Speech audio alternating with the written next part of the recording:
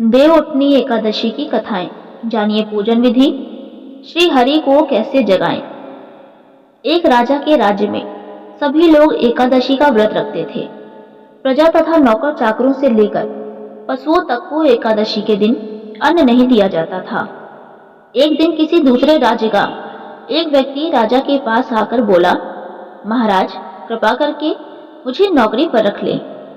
तब राजा ने उसके सामने एक शर्त रखी कि ठीक है, रख लेते हैं, किंतु रोज तो तुम्हें खाने को सब कुछ मिलेगा, पर एकादशी को अन्न नहीं मिलेगा।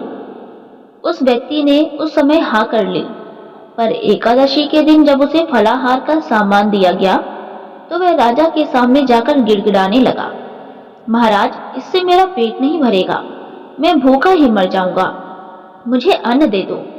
राजा ने उसे एक शर्त की बात बताई, पर वह अन्न छोड़ने को राजी नहीं हुआ।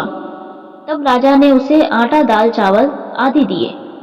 वह नित्य की तरह नदी पर पहुंचा और स्नान कर भोजन पकाने लगा। जब भोजन बन गया तो वह भगवान को बुलाने लगा, आओ भगवान भोजन तैयार है।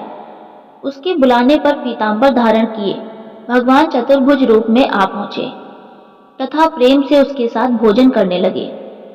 भोजनादि करके भगवान अंतर ध्यान हो गए तथा वे अपने काम पर चला गया। 15 दिन बाद अगली एकादशी को वह राजा से कहने लगा कि महाराज मुझे 2 गुना सामान दीजिए, उस दिन तो मैं भूखा ही रह गया था। राजा ने कारण पूछा तो उसने बताया कि हमारे साथ भगवान भी खाते हैं, इसीलिए हम दोनों के लिए एक सामान पूरा नहीं होता। यह सुनकर राजा को बड़ा आश्चर्य हुआ। वह बोला, मैं नहीं मान सकता कि भगवान तुम्हारे साथ खाते हैं। मैं तो इतना व्रत रखता हूँ, पूजा करता हूँ, पर भगवान ने मुझे कभी दर्शन नहीं दिए। राजा की बात सुनकर वह बोला, महाराज यदि विश्वास न हो तो साथ चलकर देख लें। राजा एक पेड़ के पीछे छिपकर बैठ गया। उस आदमी ने भोजन बनाया तथा भगवान को शाम तक पुकारता रहा, परंतु भगवान न आए। अंत में उसने कहा कि हे भगवान, यदि आप नहीं आए तो मैं नदी में कूदकर प्राण त्याग दूंगा। लेकिन भगवान नहीं आए। तब वे प्राण त्यागने के उद्देश्य से नदी की तरफ बढ़ा। प्राण त्यागने का उसका दृढ़ इरादा जान शीघ्र ही भगवान ने प्रकट होकर उसे रोक लिया और साथ बैठकर भोजन करने लगे। खा पीकर वे उसे अपने विमान में बिठाकर अपने धाम ले गए। यह देख राजा ने सोचा कि व्रत उपवास से तब तक कोई फायदा नहीं होता जब तक मन शुद्ध ना हो। इससे राजा को ज्ञान मिला कि वह भी मन से व्रत उपवास करने लगा और अंत में स्वर्ग को प्राप्त हुआ। देव प्रबोधिनी एकादशी व्रत कथा। एक राजा था, उसके राज्य में प्रजा सुखी थी। एकादशी को कोई भी अन्न नहीं बेचता था, सभी फलाहार करते थे। एक बार भगवान ने राजा की परीक्षा लेनी चाहिए।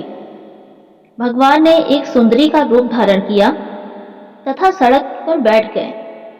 तभी राजा उधर से निकला और सुंदरी को देख चकित रह गया। उसने पूछा, हे सुंदरी, तुम कौन हो और इस तरह यहाँ क्यों बैठी हो? तब सुंदर स्त्री बने भगवान बोले, मैं निराश्रिता हूँ, नगर में मेरा कोई जाना पहचाना नहीं है, इससे सहायक मांगो। राजा उसके रूप पर मोहित हो गया था। वह बोला, तुम मेरे महल में चलकर मेरी रानी बनकर रहो। सुंदरी बोली, मैं तुम्हारी बात मानूंगी, पर तुम्हें राज्य का अधिकार मुझे सौंपना होगा। राज्य पर मेरा पूर्ण अधिकार होगा। मैं जो भी बनाऊंगी तुम्हें खाना होगा। राजा उसके रूप पर मोहित था अतः उसने उसकी सभी शर्तें स्वीकार कर ली। अगले दिन एकादशी थी। रानी ने हुक्म दिया कि बाजारों में अन्य दिनों की तरह अन्न बेचा जाए। उसने घर में मांस मछली आदि पकवाए तथा परोसकर राजा से खाने के लिए कहा। यह देखकर राजा बोला, रानी आज एकादशी है, मैं तो केवल फलाहार ही करूंगा।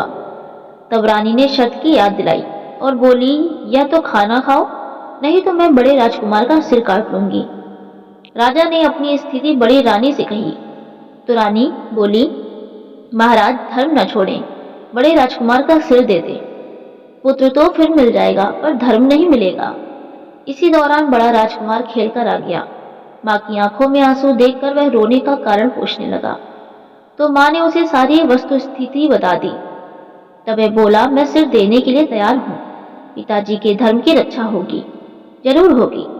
राजा दुखी मन से राजकुमार का सिर देने को तैयार हुआ तो रानी के रूप से भगवान विष्णु ने प्रकट होकर असली बात बताई। राजन, तुम इस कठिन परीक्षा में पास हुए। भगवान ने प्रसन्न मन से राजा से वर मांगने को कहा तो राजा बोला, आपका दिया सब कुछ है, हमारा उद्धार करें। उसी समय वहां एक विमान उतरा। राजा ने अपना राज्य पुत्र को सौंपकर और विमान में बैठकर परम धाम को चले गए। देवउठनी एकादशी की एक प्रमुख कथा शंखासुर नामक राक्षस की है। शंखासुर तीनों लोकों में बहुत ही उत्पात मचाया हुआ था। तब सभी देवताओं के आग्रह करने पर भगवान विष्णु ने उस राक्षस से युद्ध किया और यह युद्ध कई वर्षों तक चला। युद्ध में वह असुर मारा गया और उसके बाद भगवान विष्णु विश्राम करने चले गए। कार्तिक शुक्ल एकादशी के दिन भगवान विष्णु की निद्रा टूटी और सभी देवताओं ने भगवान विष्णु की पूजा की थी। शिव पुराण के अनुसार पौराणिक समय में दैत्यों का राजा दंभ हुआ करता था। वह बहुत बड़ा विष्णु भक्त था। कई सालों तक उसके यहाँ संतान नहीं होने के कारण उसने शुक्राचार्य को अपना गुरु बनाकर उनसे श्री कृष्ण मंत्र प्राप्त किया। यह मंत्र प्राप्त करके उसने पुष्कर सरोवर में घोर तपस्या की। भगवान विष्णु उसकी तपस्या से प्रसन्न हुए और उसे संतान प्राप्ति का वरदान दिया। कहानी कैसी लगी हमें कमेंट में जरूर बताएं। वीडियो को लाइक करें, चैनल को सब्सक्राइब करें।